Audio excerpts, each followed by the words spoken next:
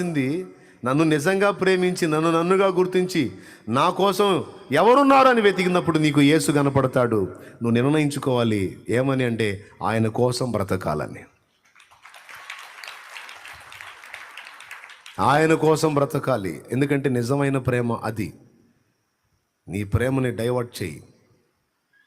ఈ పనికి మాలిన దాని మీద పెట్టావు, తీసి దేవుని మీద పెట్టు. ఈరోజు నువ్వు ఉన్నావు, నాకు మోసం జరిగింది, అన్యాయం జరిగింది, ఓకే, బాధలో న్యాయం ఉంది. నీ ఊపిరి పోయినాడు మా అయ్యా, అప్పుడెవరు?